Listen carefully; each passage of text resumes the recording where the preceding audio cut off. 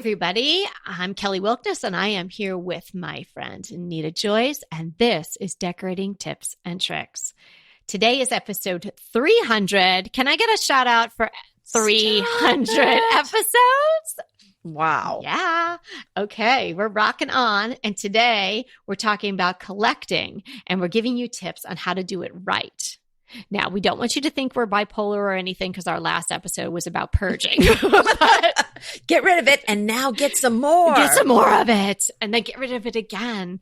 Yes. It does sound a little bipolar. I'm not going to lie. No, but I think in the last episode so if you're listening to these in order, this is how you're hearing them. It's kind of funny. But Anita made an excellent point in the last episode of how collecting is very different than just having a lot of extra stuff around your house that you don't really even like. Yeah. Well, I mean, collecting, that's really focusing on the things that you love, but it's not just buying something because you have a blank spot or, oh, I heard this was trendy, so if I put this in my house, it'll, it's about not just buying stuff because it's the color scheme in your house or because it's on trend that year. It's about buying things that are meaningful to you. Right. And that's what it's about.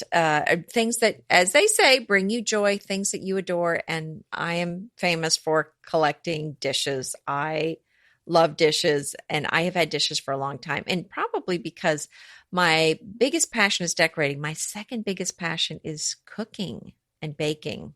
So I don't put it on my blog because my readers kind of told me they didn't want cooking from me. So I don't put it on my blog, but I do love it. And I love the dishes. And you probably collect something yourself. And today, we're going to be talking about just kind of how to do it without, overdoing or underdoing. Right. So wherever you are, you're at the gym, you're walking your dog, you're in your house, everybody sort of say out loud, what do you collect or what do you want to collect? And as you're listening to the episode, think about what we're saying in terms of that thing, whatever that thing is. What do you collect, Kelly? Well, I'm not a huge collector in the sense of being a very serious, collector of something, like people collect coins and things like that. No, we're not talking about that. So I have this thing about little white pitchers and flower frogs. Oh, maybe I've got like 4 or 5 flower frogs, but I just kind of happened on them. I wouldn't call it a collection, but I do love those. And, I love collecting antique linen, napkins, not bedspreads, but more napkins and sheets with the monograms on them. I just adore those old monogram things. Right. So, in terms of like the way I would say I collect, it's more, what am I really drawn to? And what is something that, from my perspective, is small enough and displays well altogether. Something that has a bigger impact when there's a multitude of them. That's kind of the way I started collecting the little white pitchers, because I have a long, thin shelf that I put over those metal factory doors that are in my kitchen, and it needed something up there. But I didn't want anything that would take away from the doors. But I felt like it needed something. So white pitchers was perfect because it has a little texture. There, there's something there, but it's not jumping out at you, and it's not taking away from the doors at all. So when I had this perfect spot, my passion for these little white pitchers, I don't know what it is about them that just gets me. And also you can pick them up for $1. So you're talking about little creamers, really. Little creamers, or, maybe I think probably the tallest one I have up there is maybe 6 inches, and I have them in different size order. And I just love the idea of them all together and all the creamy whites, and they're so pretty.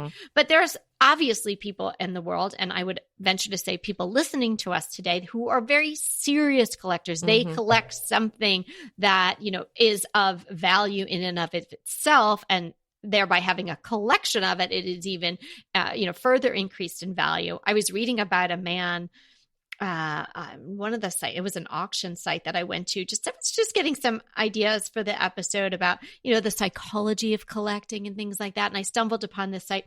Well, apparently there was this man, and I guess he's very famous in the coin collecting world. He is now deceased, but I can't remember his name. But anyway, he sort of put his family in hock and, kind of, his whole life's work was to collect these coins.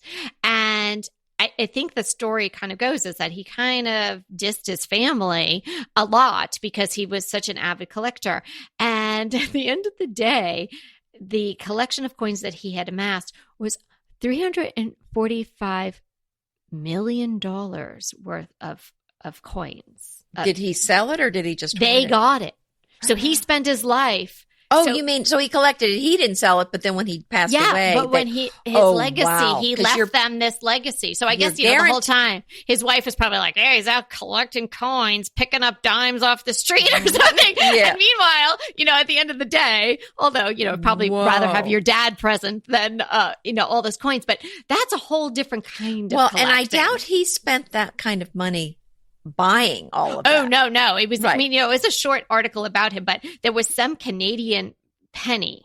And I don't know why that particular, it was like from the 30s. So you're like, that's not even that old, but it went. But if it was rare, then that's the what penny itself like. went for like over $50,000. Whoa. One penny. Mm-hmm. Crazy. Mm-hmm. But anyway, that's not really the kind of collecting I do. Right. Something I'm drawn to. I like to have it where it's small enough I don't have to spend a lot of money on it. And so it's, not even like a guilt purchase. And then I like to show them en masse. Well, I think what makes me sad probably makes you sad too. And that is the idea. Well, when someone collects something. Oh, don't go.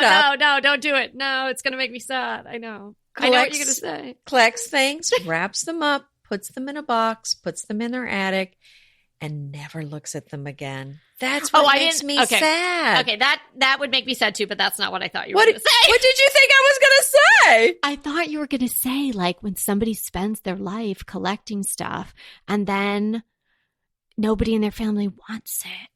Oh, that happens too. But, I don't know. That doesn't seem to be as big a deal. Well, oh my God, no. And we dealt with that because my mother-in-law threw nothing out. So we had a collection of cards from 1953 or something. Okay, but that's different. What I'm talking about is like when you see, like I go to so many estate sales, right? And when I see those too. A collection where someone has you're going into an estate sale, so you're normally going to the person's home, and you see that this person has obviously collected blank, fill it, whatever it is. And they have so many of them and that they took time and care and they loved this. And then they're selling it in an estate sale.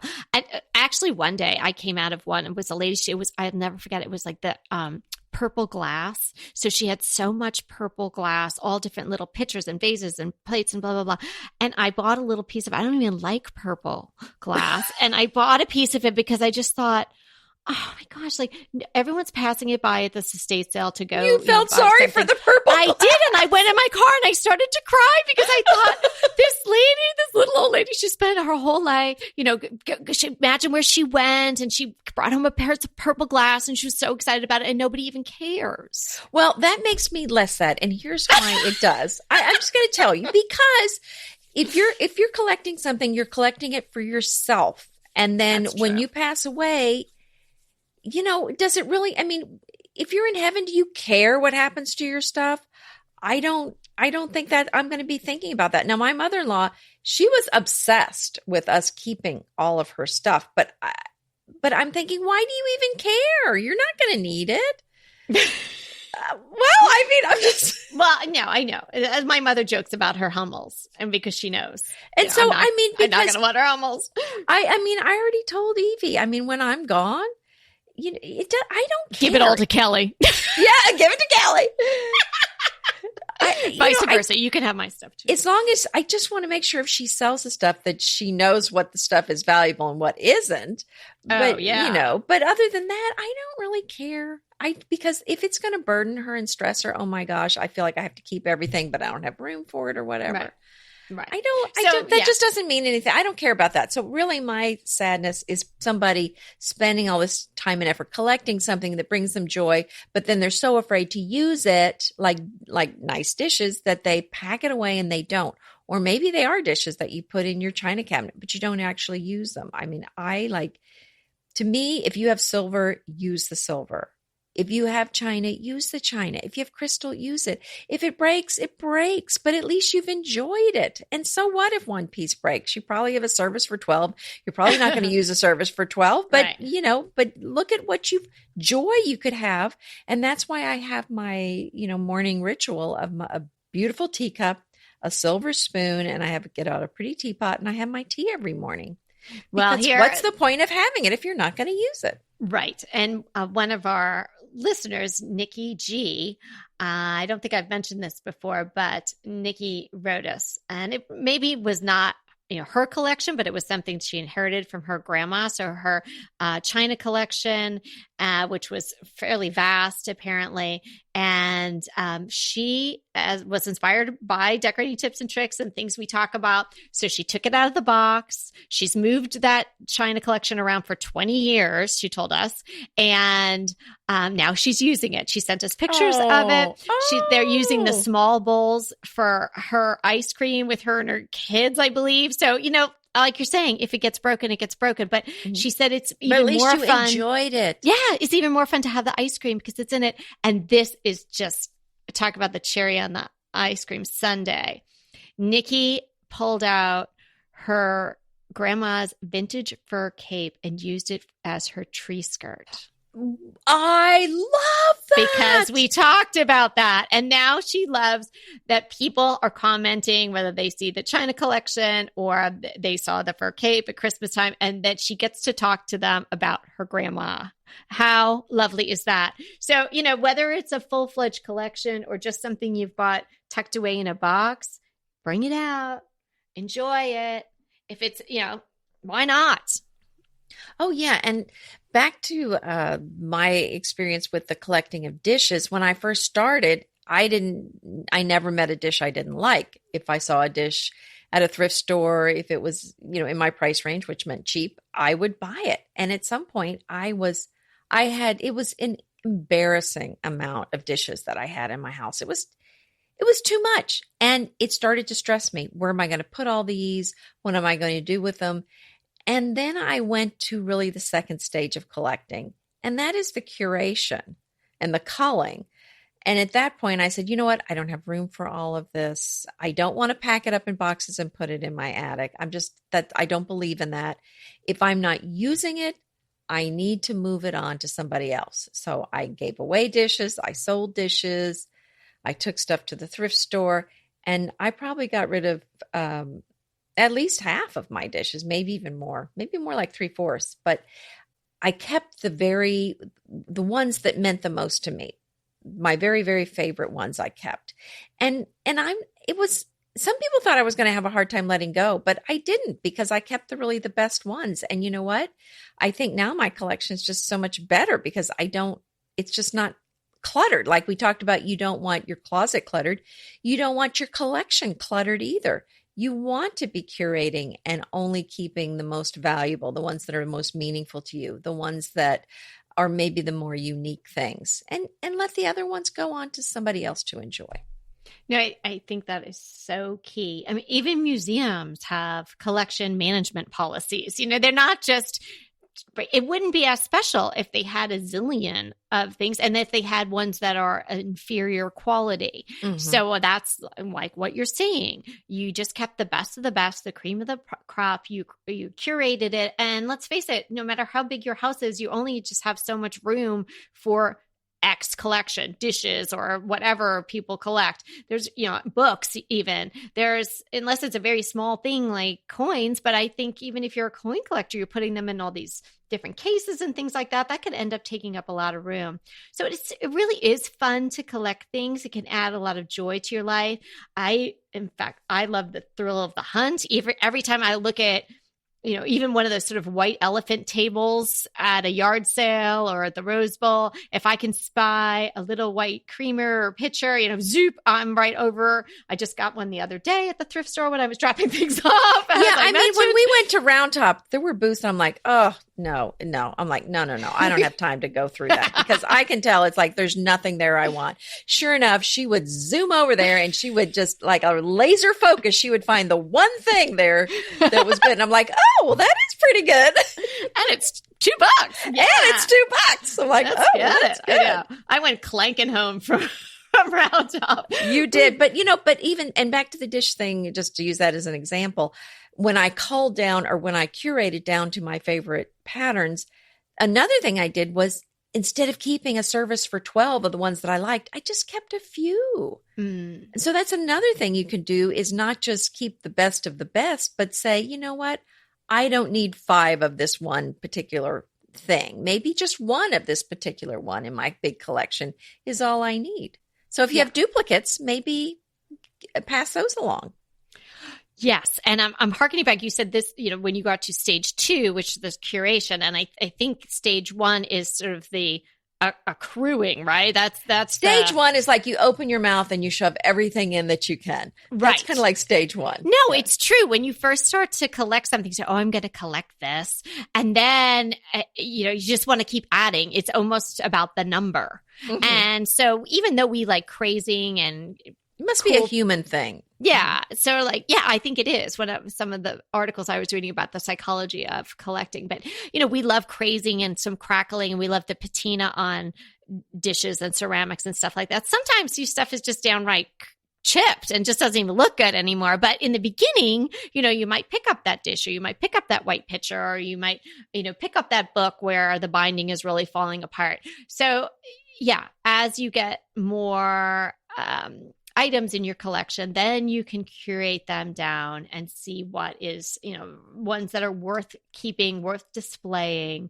And if you are collecting something that is of value, then seeing, which are the ones that are more valuable and why are they? And then you'll be just pickier or more discerning, and you'll only choose those. Rather buy 1 or 2 of those than 10 of lesser value. If your intention down the line is to have a collection that is actually worth something other than just either sentimental value or for display value. Yeah, and as you collect, I think that's what happens after you have those first initial things. You start kind of educating yourself on the thing that you're collecting. And then you think, oh, well, I have this piece, but really this other piece is even better. It's even more beautiful, or it's better thought of, or whatever. So I think the curation is the second phase. And hopefully somewhere in there, you're either displaying them. Some of these things obviously are not things you can actually use. But if you can use the things, I think that's just a great thing to do if you can. And on the linens, I do try to use those antique linen sheets and antique linen napkins and towels as much as I can. And there is a protocol for washing them. So it can be done. And even if you had silverware, for example, I do recommend hand washing, but it's not as big a deal as you think it is. If you're putting soap in the sink and you throw it in there, just kind of a little swish in there, it doesn't usually take much to clean it. Don't you just love a great recommendation from a friend? Well, we're delighted to be recommending these companies and their wonderful products to you today. And let them know your friends at DTT sent you. BritBox just keeps getting better. The new Archie is amazing. And it's not the comics. It's about Cary Grant. Archie is the brand new limited series starring Jason Isaacs as Archie Leach, the man who became Cary Grant. From the award-winning screenwriter of Philomena, Archie tells Grant's born in Britain, made in Hollywood story, the dramatic grit to glamour transformation that led him to become one of the most famous people in the world. You are going to absolutely love the acting, but also the styling, the outfits, the scenery. It's the first time his story has been told in collaboration with his daughter Jennifer Grant and ex-wife Diane Cannon. The performances from Jason Isaacs and the rest of the cast are amazing. and it's only available on BritBox. So sign up for BritBox today to stream Archie and other fan favorites from any device. And we have a special limited time offer for our U.S. and Canadian listeners. Get 50% off. Yes, that's 50% off your first month when you sign up for a monthly plan. But only if you go to BritBox.com and use our promotion code DTT at checkout. You're going to love Archie. So head over right now and get 50% off your first month of BritBox. Use the promotion code DTT at BritBox.com. Inevitably, with the new year come wellness goals. One very effective and easy to reach goal is to add dose to your wellness regime. Dose is expertly formulated organic wellness shots that support your liver in one delicious drink. Formulated with ingredients clinically shown to support liver health. Potent turmeric, milk thistle, and ginger. There's 0 sugar and 0 calories. Did you know that your liver performs over 500 special functions? Since I learned all that my liver is doing, I started with Dose to support all those vital functions. I take a shot of refreshing Dose 2 times per week to combat everyday toxins from food, meds, alcohol, and unhealthy air. Since starting with Dose about a month ago, I am definitely feeling an overall improvement in my health. So if you want to give Dose a shot and invest in your health like I have, Dose is offering DTT listeners 15% off your first order, plus an additional 15% off if you subscribe for a monthly delivery. That's 30% off your first order. So go to dosedaily.co/DTT and use the code DTT. That's dosedaily.co.co/DTT and use the code DTT. I want to remind you that we are available for design consults. We take on your design dilemmas, questions, renovations, any project you want to talk about, any room, any space. We are here for you. And we really do enjoy doing these. And I think we've helped people a lot. So if you want to sign up for a consult, head to the link in the show notes. It's decoratingtipsandtricks.com/consult. We hope to talk to you soon. A funny thing happens too sometimes when people know you collect things.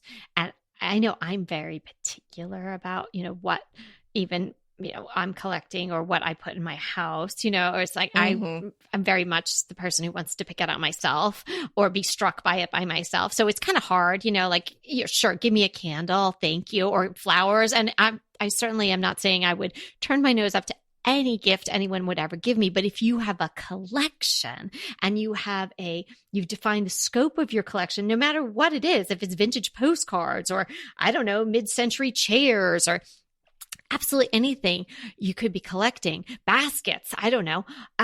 You're going to know, what really sets your collection on fire and makes you happy, or what the whole is, I want, something that's taller, or I want something that has this pattern on it. Like maybe you collect transferware or something and it's a certain color. Some people find out you collect this thing and then they gift you stuff. And that's kind of awkward sometimes because you'll get something that doesn't really work. Well, but you know what? One time I had somebody wrote an article about me for one of the magazines and she saw that I loved purple dishes on my blog. She sent me her set of English purple transferware dishes. Stop it. No, it was really lovely.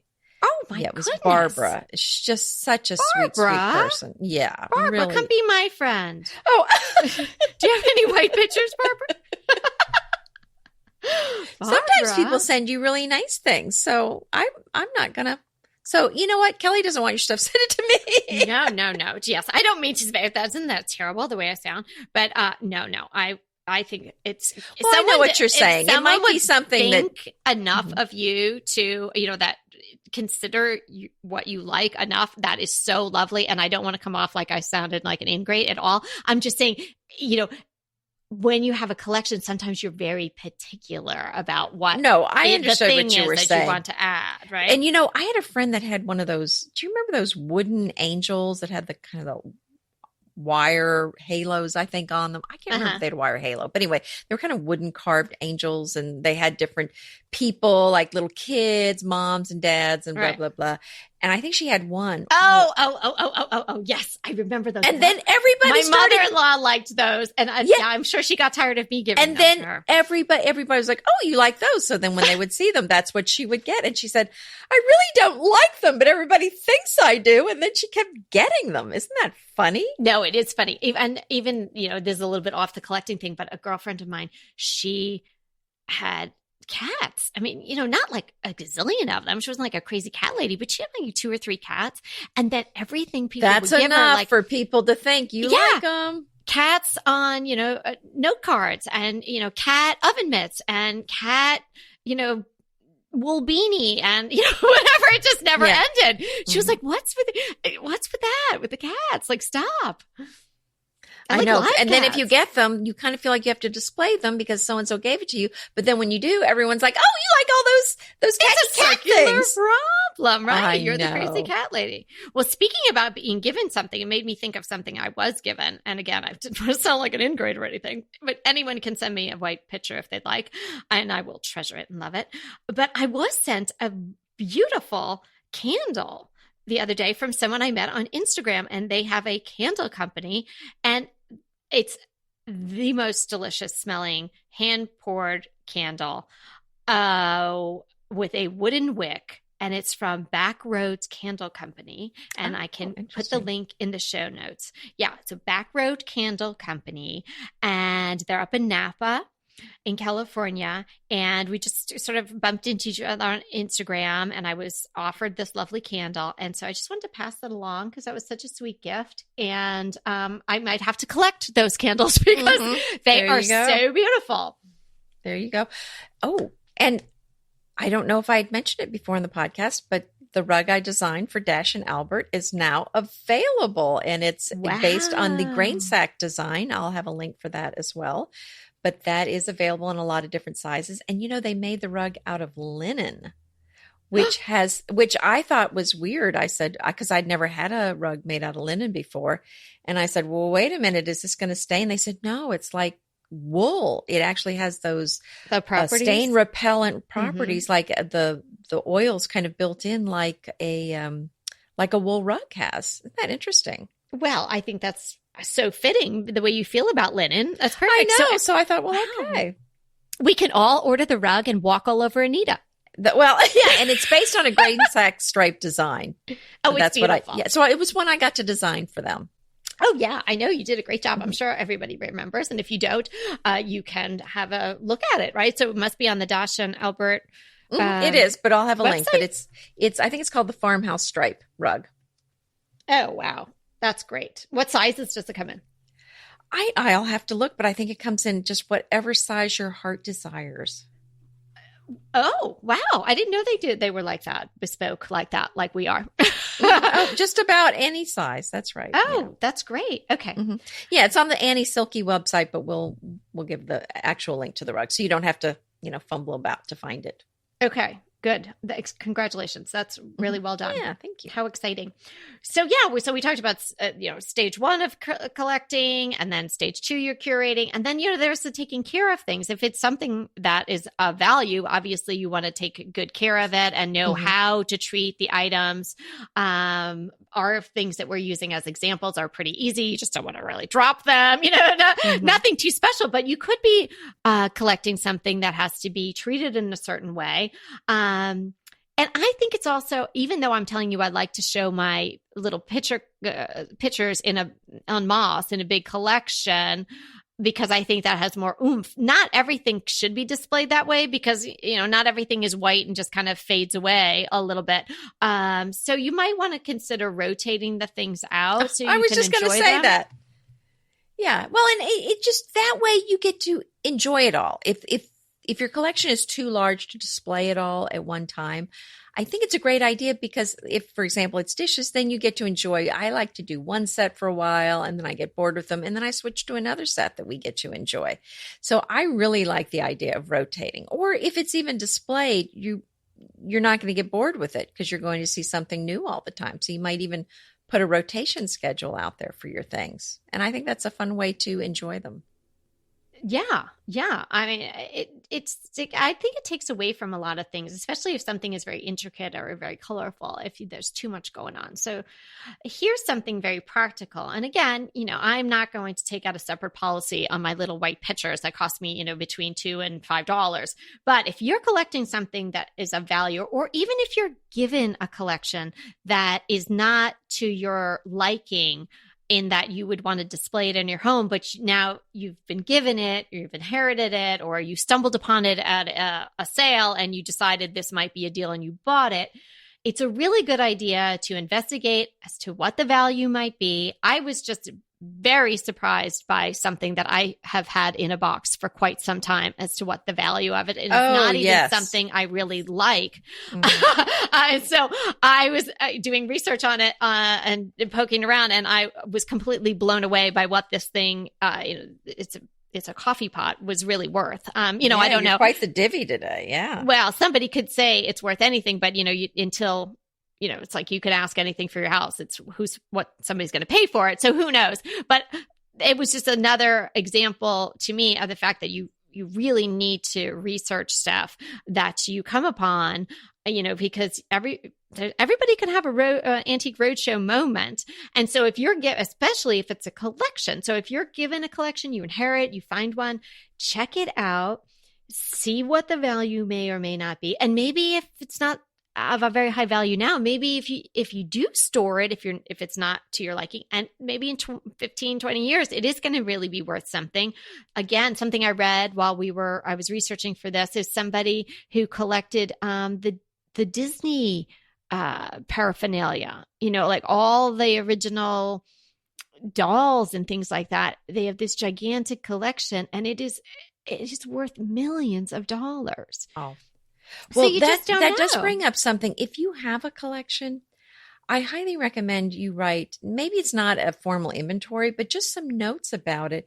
And if it's worth something, because, somebody who's inheriting it might not know the difference between sterling silver and silver plate, or whether it's from this special manufacturer. I would definitely make some notes for whoever inherits your things so that they know, oh, well, this maybe has some family history or something. If it has some special, maybe it's not worth much money, but it has some special value to your family because of some role that it played.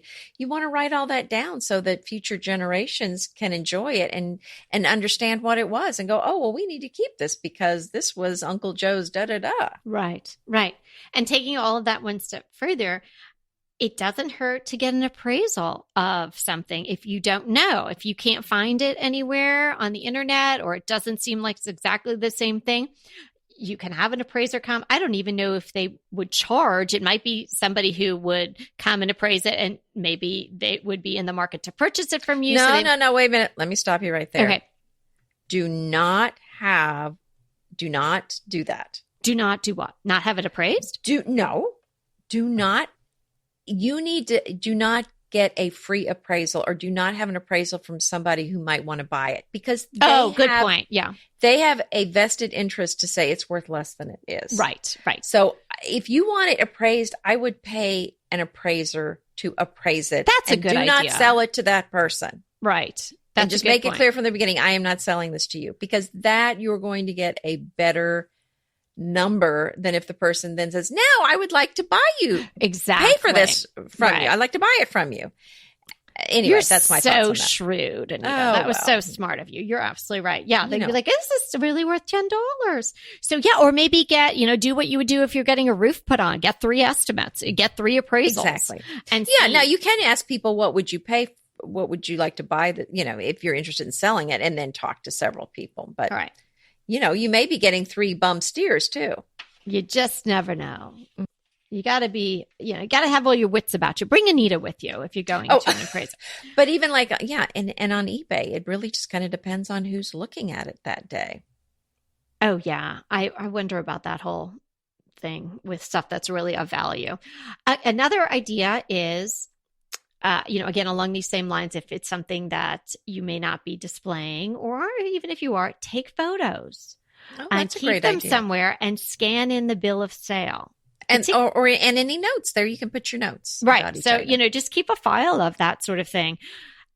you know, and if you say you had a book collection or you were gifted a book collection and you're not really sure of the value, and God forbid there's some sort of flood or fire or something destroys those items, maybe they were of value, but you didn't know. But if you took the time to get the appraisals, you maybe had the photos, you had any kind of information, if you purchased on the bill of sale, then you could show to your insurance company, hey, this had some value.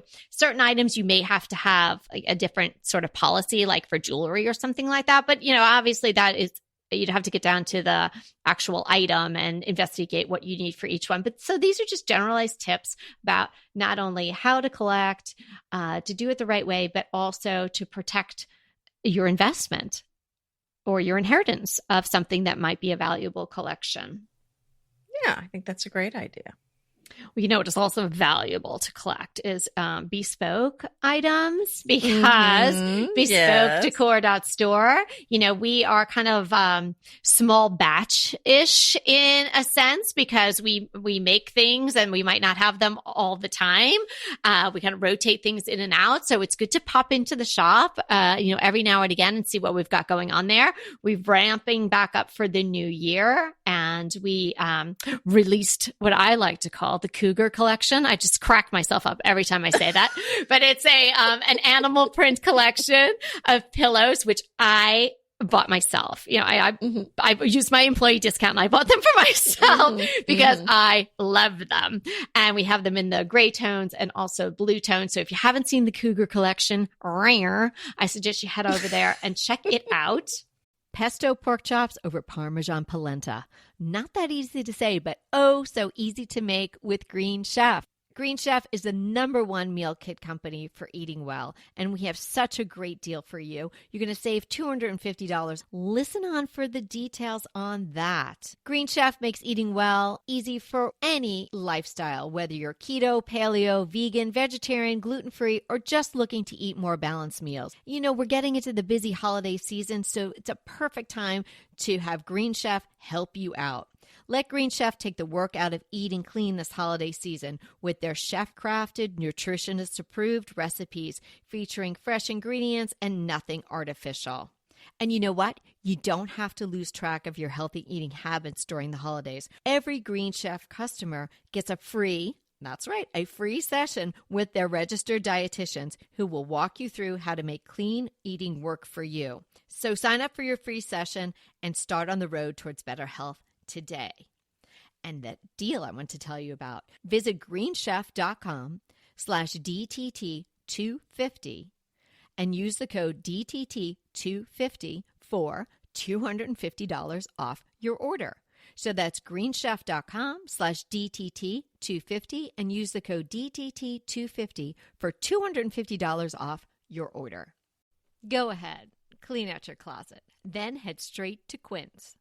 I love every item Quince offers, from wardrobe to decor, and I can really recommend their Ultra Stretch Super Wide Leg Pant at $49.90. The price is unbeatable, and the look is so flattering. It keeps you in on top and flares out of the bottom. Everything feels right with Quince. The price, the quality, and the sustainability. Quince offers a range of luxury wardrobe and home goods at prices within reach. And like Quince's clothing, their home goods are priced 50 to 80% less than similar brands. Quince only works with factories that use safe, ethical, and responsible manufacturing practices, along with premium fabrics and finishes. Once you've cleaned out your closet and refreshed with Quince, you can also add something to your home decor. So give your wardrobe and your home the refresh it needs with Quince. Go to quince.com/DTT to get free shipping and 365-day returns on your next order. That's Quince, QUINCE.com/DTT for free shipping and 365-day returns. Quince.com/DTT. And let me know how you love those pants. And something else we've been checking out is our listener, Tiffany F's basement. We've been spending time in Tiffany's basement in Canada. Hi, Tiffany. Yeah, Tiffany, awesome email. Thank you. terrific pictures.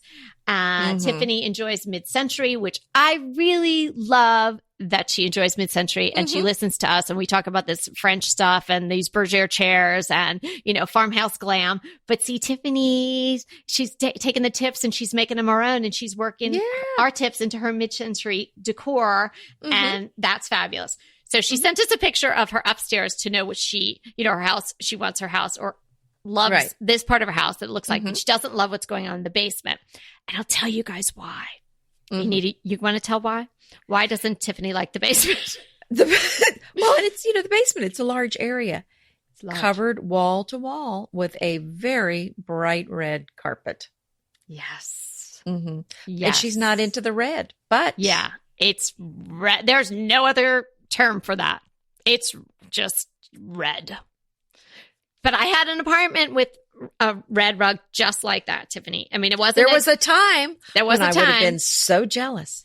Well, in law school, I had to move into this apartment. It was kind of like last minute. Something fell through, and then I had to go into this other apartment, and it had red carpeting. And I was in law school, and I was living there by myself, and I just kind of put all my stuff down, and it was just so horrendous because nothing I had went with that red carpet. But Tiffany it's definitely a strong color that not everything works with that. Not everything works with it. But the way Tiffany's working it, do you want to describe what you see in the pictures, Anita?